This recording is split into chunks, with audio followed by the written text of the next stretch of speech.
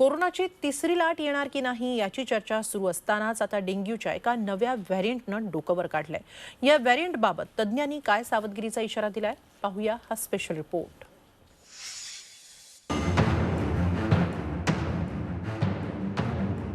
डेंग्यूचा नवा जीवघेणा व्हेरिएंट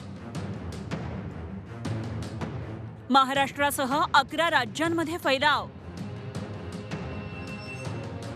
तज्ज्ञांकडून धोक्याचा इशारा। देशात कोरोनाची लाट काहीशी आटोक्यात येत असतानाच डेंग्यूचा धोका वाढत असल्याचं चित्र आहे। डेंग्यूचा DENV2 हा नवा व्हेरिएंट जास्त धोकादायक असल्याचं समोर आलंय। महाराष्ट्रासह उत्तर प्रदेश, तेलंगणा, केरळ, ओडिशासह 11 राज्यांमध्ये या नव्या व्हेरिएंटचे रुग्ण आढळून आलेत। एरवीही पावसाळ्यात डेंग्यूचे रुग्ण आढळतात, मात्र यावेळी प्रमाण जास्त असल्यामुळे चिंता वाढली आहे। डेंग्यू व्हायरस साधारणतः 4 रूपांमध्ये आढळून येतो। याला D1, D2, D3 आणि D4 अशी नावं आहेत। यातल्या DENV2 किंवा स्ट्रेन D2 मध्ये कोविड सारखे काही गुणधर्म त्याला धोकादायक बनवतात।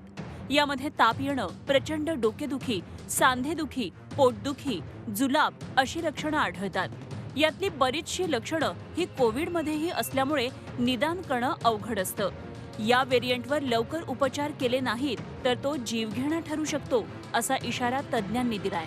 जनरल कॉमन पर्सन ओळखू शकतो आणि शरीर सुद्धा निळं पडू शकतं।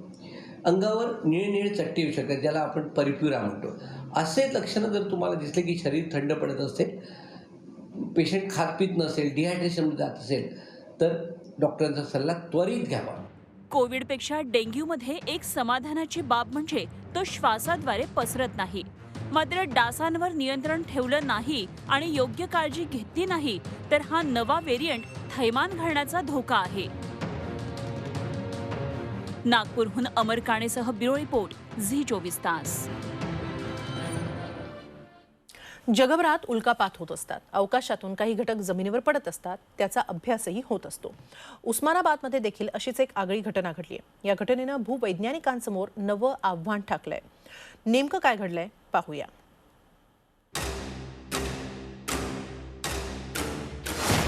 शेतकऱ्याच्या शेतात सोनेरी रंगाचा दगड, 2 किलो वजनाच्या दगडाचं कुतूहल।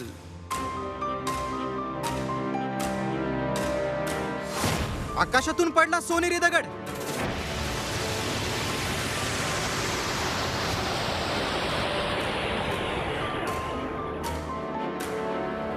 उस्मानाबाद जिल्ह्यातील वाशी शहराजवळ एका शेतकऱ्याच्या शेतात उल्कापात झाल्याची चर्चा आहे। प्रभू निवृत्ती माळी हे शेतकरी शुक्रवारी सकाळी शेतात गेले असता अचानक आकाशातून मोठा आवाज झाला। त्यांनी शेतात पाहिलं तर आकाशातून सोनेरी रंगाचा दगड पडलेला होता, त्यांच्यापासून अवघ्या 6 फूट अंतरावर। त्यामुळे शेतात 1.5 इंच खोल खड्डाही पडल्याचा माळी यांचा दावा आहे।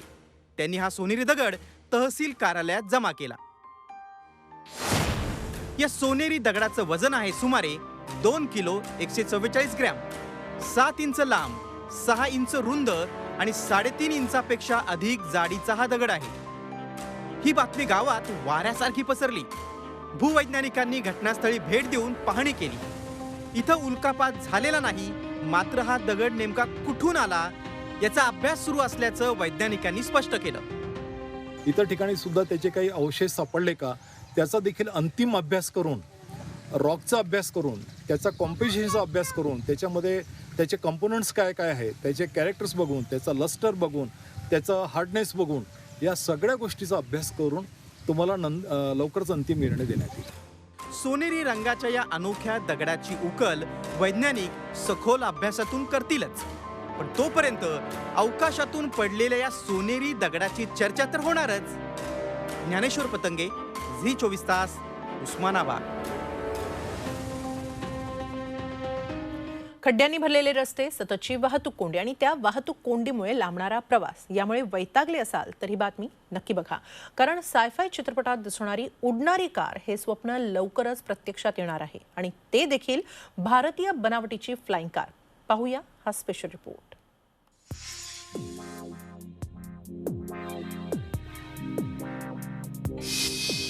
भारतात येणार फ्लाइंग कार.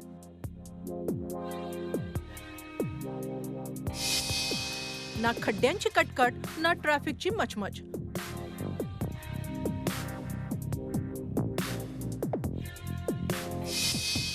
आशियातील पहिल्या फ्लाइंग कारचं मॉडेल तयार.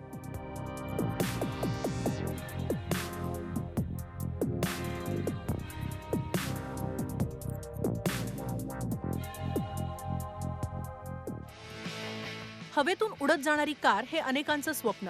जगातल्या अनेक देशांमध्ये अनेक कंपन्या या स्वप्नाचा पाठपुरावा करतायत. आता या स्पर्धेत भारतानंही उडी घेतलीय. विनाता एअरो मोबिलिटी या कंपनीनं आशियातल्या पहिल्या फ्लाइंग कारची संकल्पना मांडली आहे. केंद्रीय नागरी हवाई वाहतूक मंत्री ज्योतिरादित्य सिंधिया यांच्यासमोर कारच्या कन्सेप्ट मॉडेलचं सादरीकरण करण्यात आलं. त्यांनीही या संकल्पनेचं कौतुक केलंय. आगामी काळात माणसं तसंच मालाची वाहतूक आणि आरोग्य क्षेत्रात याचा चांगला उपयोग होणार असल्याचं त्यांनी म्हटलंय. हायब्रिड फ्लाइंग प्रकारातली ही कार असेल, म्हणजेच ती रस्त्यावरून किंवा हवेतून चालू शकेल. कारमध्ये एकावेळी 2 जण बसू शकतील. कारमध्ये एक को-ॲक्सल क्वाड रोटर सिस्टीम असेल. बायोफ्युएलच्या आधारे जास्तीत जास्त 1300 किलो वजनासह ही कार हवेत उडू शकेल. कारचा जास्तीत जास्त वेग ताशी 120 किलोमीटर असेल. एकदा टाकी फुल केल्यानंतर कार 100 किलोमीटर अंतर कापेल. जमिनीपासून जास्तीत जास्त 3000 फुटांपर्यंत ही कार उडू शकेल. 4 प्रोपेलर आणि 4 चाक यांचा सुरेख संगम घालून भारतातल्या एका स्टार्टअपने याची प्रतिकृती यशस्वीपणे तयार केली आहे. विशेष म्हणजे 4 प्रोपेलर असल्यामुळे एखादा प्रोपेलर निकामी जरी झाला तरी ही कार अतिशय यशस्वीपणे जमिनीवरती उतरवता येईल. ही कार अत्यंत सुरक्षित असल्याचा दावा कंपनीनं केलाय.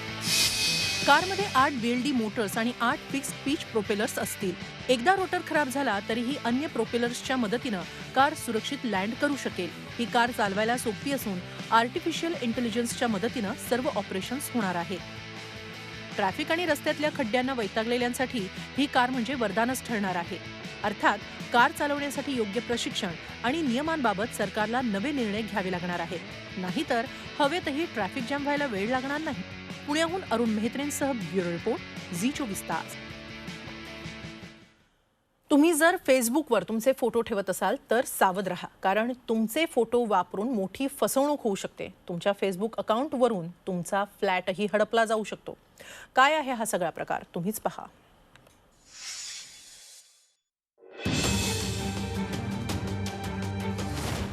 फेसबुक अकाउंटमुळे गमवाल फ्लॅट.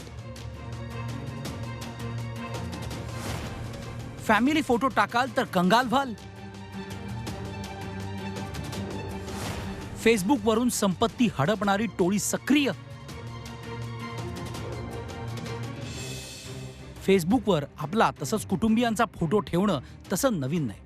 मात्र हेच फोटो तुमच्या संपत्तीवर टाच आणू शकतात किंवा तुम्हाला फसवणुकीच्या गुन्ह्यात अडकवू शकतात.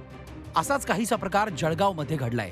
पूजा झनवर आणि हरीश झनवर या दाम्पत्याला खोट्या गुन्ह्यात अडकवण्यात आल्याचा प्रकार समोर आलाय.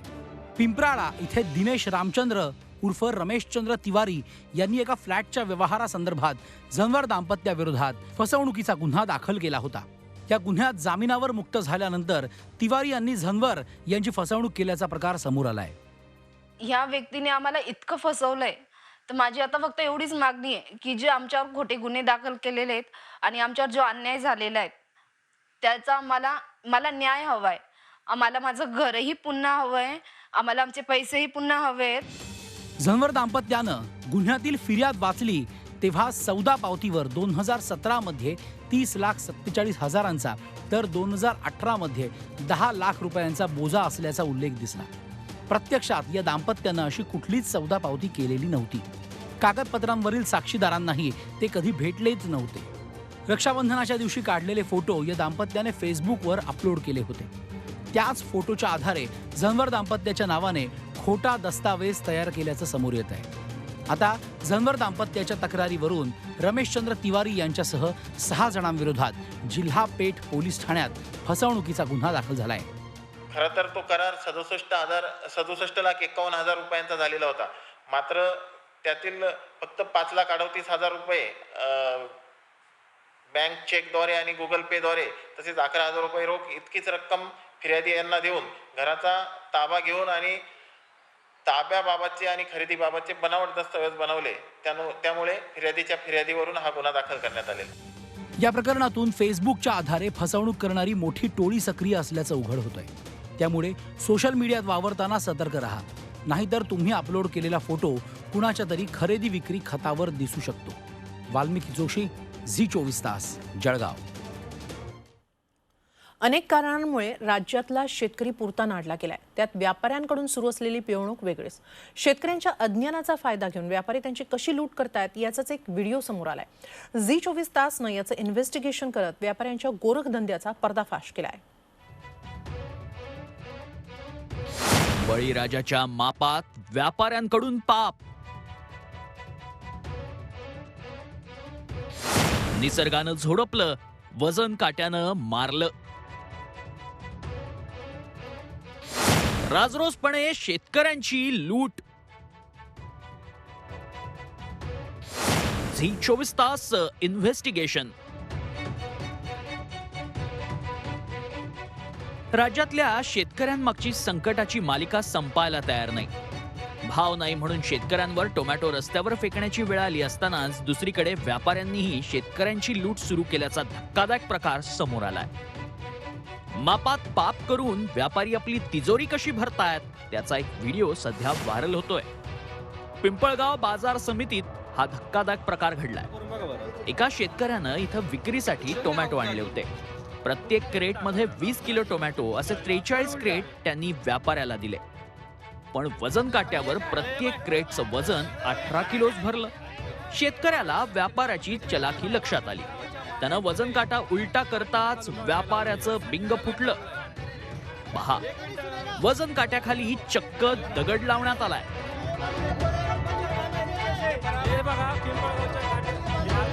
आम्ही शेतकरी शेतमालाला कमी भावामुळे आधीच त्रस्त असताना आमच्या शेतकरी बांधवांची व्यापाऱ्यांकडून वजन मापामध्ये लूट केली जाते. व्यापाऱ्यांकडील वजन मापे हे वजन मापे नियंत्रण अधिकाऱ्याकडून तपासली गेली पाहिजे. ते काटा मारण्याचा जो प्रकार आहे तो व्यापाऱ्यांनी थांबवला पाहिजे आणि जर शेतकऱ्यांनी तो उघड केला तर शेतकरी त्याच्यावर शेतकऱ्यावरती आरेवारी करतात. याच्याकडे ना मार्केट कमिटीने जे संचालक मंडळ सचिव मंडळ असतं त्या मार्केट कमिटीने याच्यावर काहीतरी उपाययोजना केली पाहिजे. झी24 तासनं या संपूर्ण प्रकरणाच्या खोलात जाण्याचा प्रयत्न केला. आम्ही बाजार समितीच्या पदाधिकाऱ्यांशी संपर्क साधला. त्यांनी या प्रकरणाची गांभीर्यानं दखल घेत संबंधित व्यापाऱ्यावर जप्तीची कारवाई केली आहे. जो प्रकार झाला त्याबाबत बाजार समितीने तात्काळ संबंधित व्यापाऱ्याला बोलावून त्याचा काटा जप्त केलेला आहे. संबंधित व्यापाऱ्याची खरेदी तात्काळ बंद केलेली आहे. आजपासून भरारी पथकाची नेमणूक करून असे प्रकार होणार नाही याबाबत दक्षता घेणार आहे. आधीच अति पावसामुळे आणि पडलेल्या भावानं शेतकरी मेटाकुटीला आलाय. त्यात व्यापाऱ्यांनी सुलतानी लूट सुरू केली आहे. त्यामुळे पणन खात्यानं याची गंभीर दखल घेऊन अशा लुटारू व्यापाऱ्यांचा परवानाच रद्द करण्याची कारवाई करायला हवी. चेतन कोळस, झी24 तास, येवला, नाशिक. आणि आता तुमच्या आमच्या कामाची बातमी. आपण ज्या रेशनिंग दुकानातून धान्याची खरेदी करतोय तीच रेशन दुकानं लवकरच काट टाकणार आहेत. रेशनिंग दुकानांच्या माध्यमातून पासपोर्ट, आधार कार्ड, पॅन कार्ड तसंच इतर सुविधा देण्याचा सरकारचा प्रयत्न आहे. काय आहे केंद्राचा मल्टीटास्किंग प्लॅन पाहूया. रेशन दुकानात मिळणार पासपोर्ट, पॅन कार्ड आणि आधारही मिळणार रेशन दुकानात. रेशनवरच भरा आता लाईट आणि पाणी बिल. सर्वसामान्य नागरिकांची पायपीट थांबावी तसंच त्यांना सोयीच्या ठिकाणी सुविधा उपलब्ध करून देण्यासाठी केंद्र सरकार एक मोठं पाऊल उचलण्याच्या तयारीत आहे. यानुसार आता तुम्ही रेशन दुकानातही पासपोर्ट आणि पॅन कार्डसाठी अर्ज करू शकता. इतकंच नाही तर वीज आणि पाण्याचं बिल देखील रेशन दुकानांमध्ये भरता येऊ शकतं. केंद्रीय अन्न मंत्रालयानं e governance service India limited सोबत ही योजना तयार केली आहे. यानुसार देशातील सर्व रेशन दुकानं आता कॉमन सर्व्हिस सेंटर CSC बनवली जाणार आहेत. त्याद्वारे नागरिकांना अनेक सुविधा पुरवण्यात येतील. सामान्य नागरिकांना रेशन दुकानात पासपोर्ट आणि पॅन कार्डसाठी अर्ज करता येईल. याशिवाय आधार कार्ड, लाईट बिल भरणं, पाण्याचं बिल भरणं आणि निवडणूक आयोगाशी संबंधित कामांची सुविधा देखील उपलब्ध करून दिली जाण्याची शक्यता आहे. रेशन धान्य दुकान चालवणाऱ्या दुकानदारांना सुविधा पुरवण्याबाबत निवड करता येणार आहे. सर्व सोयी सुविधा एकाच छताखाली मिळणार असल्यानं लोकांनीही या निर्णयाचं स्वागत केलंय. तालुक्याच्या ठिकाणी किंवा जिल्ह्याच्या ठिकाणी येऊन हे कागदपत्र काढावं लागत होते. याच्यामुळे त्यांना प्रवासाचा आर्थिक भुर्दंड, त्याच्यानंतर CSC केंद्र चालकाकडून त्याची आर्थिक पिळवणूक होत होती. मात्र आता गावातच आणि त्यांना स्वस्त धान्य दुकानदाराच्या माध्यमातून मोफत हे मिळणार असल्याने त्यांची आर्थिक पिळवणूक थांबणार आहे. त्यांना लागणारे आधार कार्ड, पॅन कार्ड किंवा शेती उपयोगी जे काही कागदपत्र असतील ते त्यांना एकाच ठिकाणी भेटतील आणि CSC सेंटरवर जास्त गोंधळ होणार नाही. CSC सेंटरवाले गोरगरिबाची लूट करणार नाहीत. रेशन दुकानांना मल्टीटास्किंग बनवण्याचा सरकारचा उपक्रम कौतुकास्पद असला तरी सध्याची रेशन दुकानांची स्थिती भूषणावह नाही. त्यामुळे नियोजनाकडे तितकंच गांभीर्यानं लक्ष देण्याची गरज आहे. औरंगाबादहून विशाल करोळेसह ब्युरो रिपोर्ट, झी 24 तास. आता एक धक्कादायक बातमी भंडाऱ्यातून. हुंडा प्रथा मोडीत काढण्यासाठी इतके प्रयत्न होतात, पण अजूनही अनेक ठिकाणी ही प्रथा सुरूच आहे. भंडाऱ्यात तर हुंडा दिला नाही म्हणून नवरदेव लग्न मंडपात पोहोचलाच नाही. पण यानंतर सासरच्यांसमोर गुडघे न टेकता मुलीच्या कुटुंबियांनी काय केलं पाहूया. हुंड्यासाठी रुसला नवरदेव. 2 तोळे सोन्याच्या गोफसाठी हट्ट. हुंडा दिला नाही म्हणून मोडलं लग्न.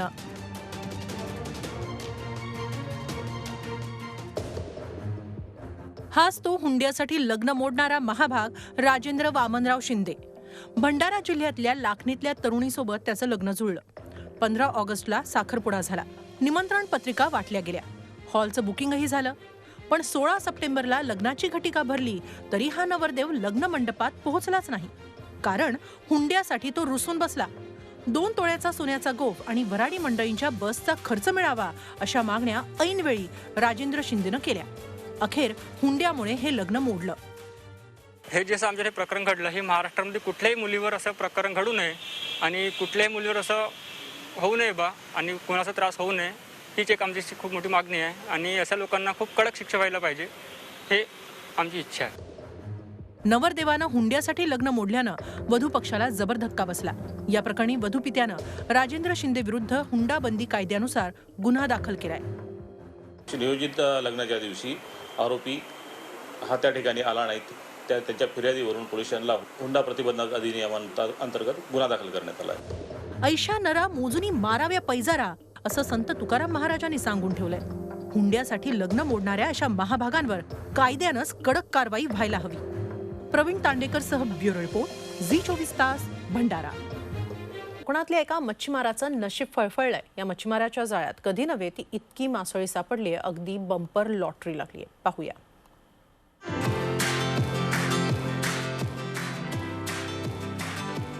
भावऱ्याची बंपर लॉटरी.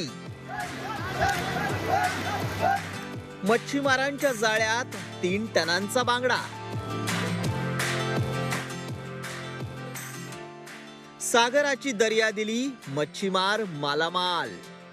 समुद्र किनारी असलेला हा माशांचा खच. जणू काही माशांचा पाऊस पडावा इतके मासे या जाळीत आणि बीचवर दिसतायत. सिंधुदुर्ग जिल्ह्यातल्या देवबाग समुद्र किनाऱ्यावरचं हे दृश्य. 2 दिवस समुद्र काहीसा शांत झाल्यानं मासेमारीला पुन्हा सुरुवात झाली आहे. देवबागच्या मच्छीमारांनी मासेमारीसाठी समुद्रात जाळं टाकलं आणि त्यांचं नशीबच फळफळलं. त्यांच्या जाळ्यात तब्बल 3 टन बांगडा सापडलाय. बांगड्यासोबत बोडारी आणि इतर लहान मासे देखील रापणीत मिळाले.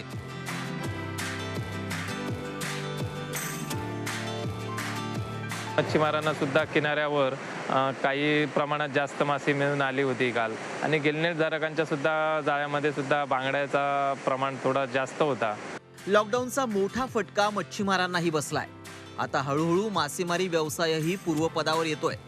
अशात बांगड्याच्या रूपात बंपर लॉटरी लागल्यानं मच्छीमार चांगलेच सुखावलेत. प्रणव पोळेकर, झी 24 तास, मालवण, सिंधुदुर्ग. छत्रपतींचा विचार म्हणजे